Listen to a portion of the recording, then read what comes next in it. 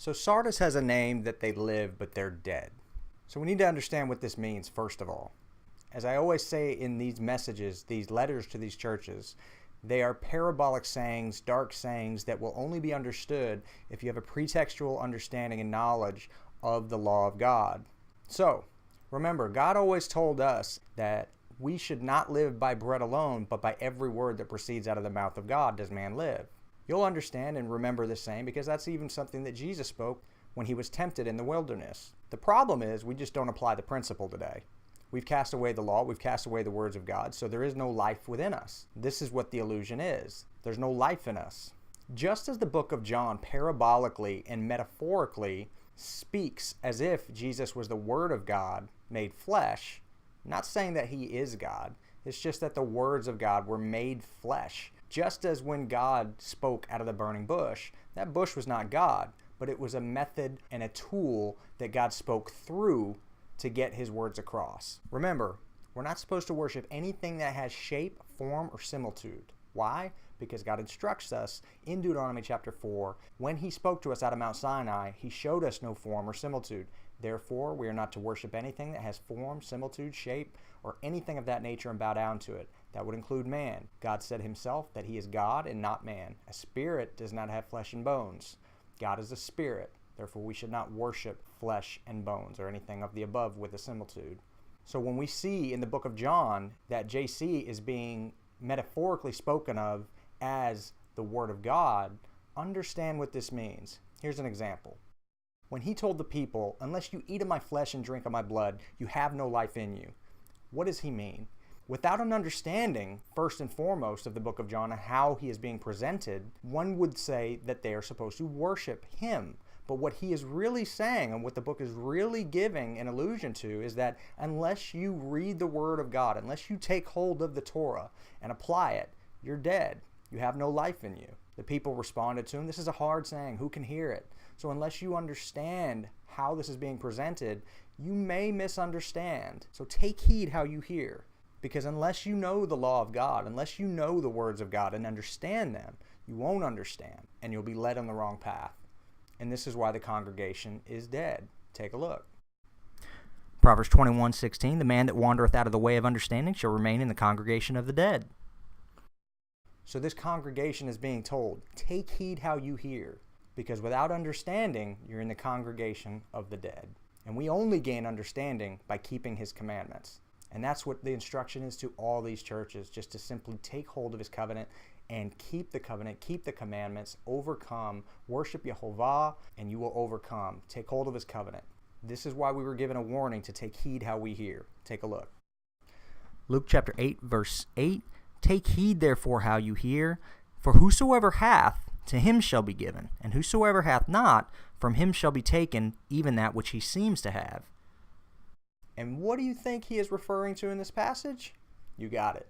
Understanding. We cannot understand these parables and these dark sentences without a pretextual knowledge and understanding of the law of God.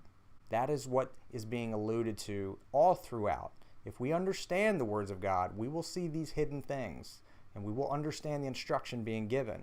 And if we have understanding, we will never be deceived. But if we're hearkening unto those that don't keep the law and don't keep the commandments, they will lack understanding, and therefore we will be led astray. And this is the congregation of the dead. You have to first take root. And what do I mean by that? Everything begins with the fear of God. Take a look. Psalm 111, verse 10, the fear of Yehovah is the beginning of wisdom. A good understanding have all that do his commandments. His praise endures forever. Psalm chapter 78, give ear, O people, unto my law. Incline your ears to the words of my mouth. I will open my mouth in a parable. I will utter dark sayings of old. Verse 7, that they might set their hope in God and forget not the works of God and keep his commandments, and might not be as their fathers, a stubborn and rebellious generation, a generation that set not their heart aright, and whose spirit was not steadfast with God.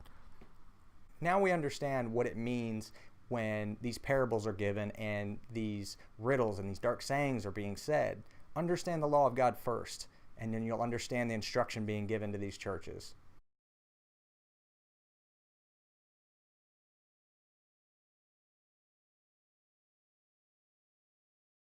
So now, what does it mean to watch? In the law of God, God gives us appointed times for us to take hold of. This is what it means to watch. When God says that he gives us his Sabbaths, he says that this is a proof, a sign between him and us for a perpetual covenant, that he's the one that sanctifies us, and to prove that he is our God. If we are not keeping his Sabbaths and keeping his appointed times and watching, so to speak, for them, then he is not our God. That is the proof that he has given to us to show all the world that we worship the proper God.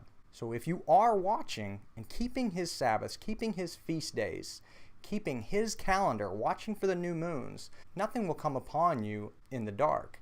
You won't be surprised when these things happen because it is appointed times.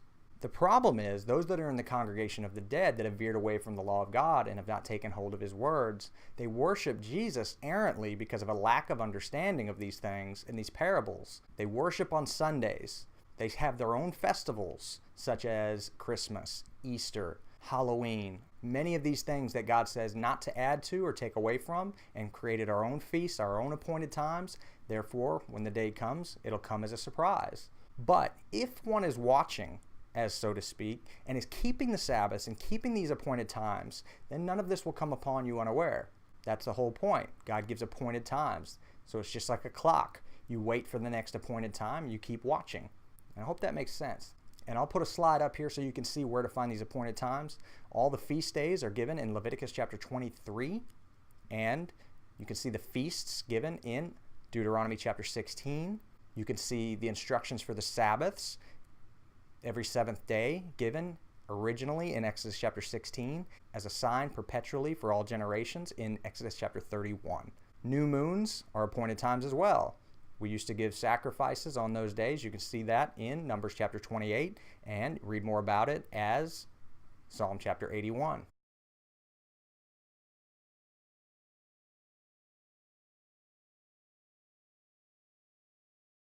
And lastly, the last instruction given to Sardis, to wear white raiment. I've discussed this in other videos to show what that means, and that means simply just to forsake all idolatry, change your garments, put on a white robe, take hold of the covenant, because it is a marriage covenant that God gives. And in keeping this covenant, this marriage contract, you'll be given a white robe, and you'll have changed your garments just as Jacob did when he cast away all the strange gods in Genesis chapter 35, verse 2.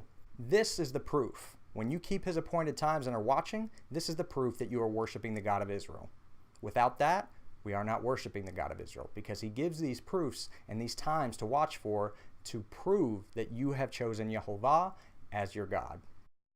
And to be blotted out of the book of life, what this is referring to is there is a phrase given in Deuteronomy chapter 29 when it discusses the curses and blessings that are a part of the covenant. That if a person hears all these curses and blessings that are given in Deuteronomy chapter 27 through 29, if a person hears these curses and these blessings but does not take heed, but rather goes wayward, then God says he's not willing to forgive that person.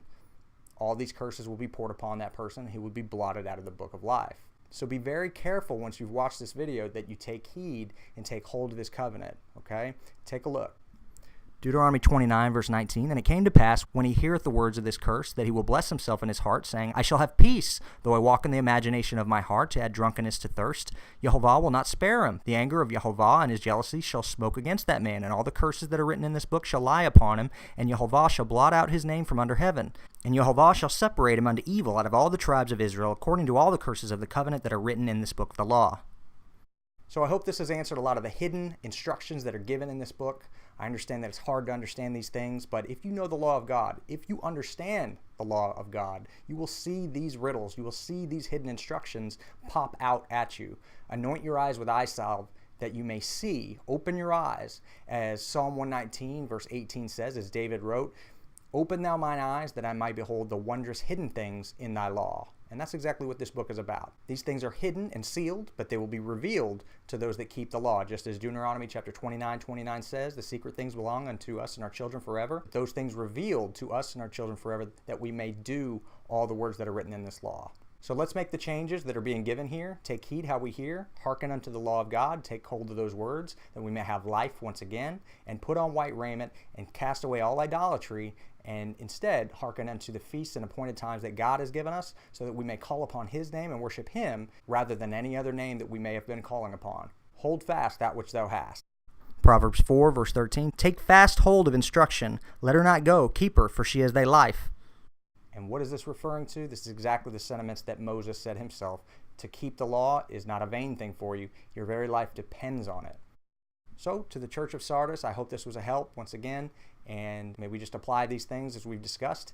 And please share this video with friends and family that may be still in the church, that may understand these instructions that are being given, and we'll take hold of his covenant. And may the day approach that God would make Ephraim, the 10 tribes of Israel, the church, and take Judah, the Jews, and put us all together, one stick in his hand, and then we would all walk in his laws and his commandments, and there'd be peace on the earth once again. Thanks for watching. I'll see you again on another video.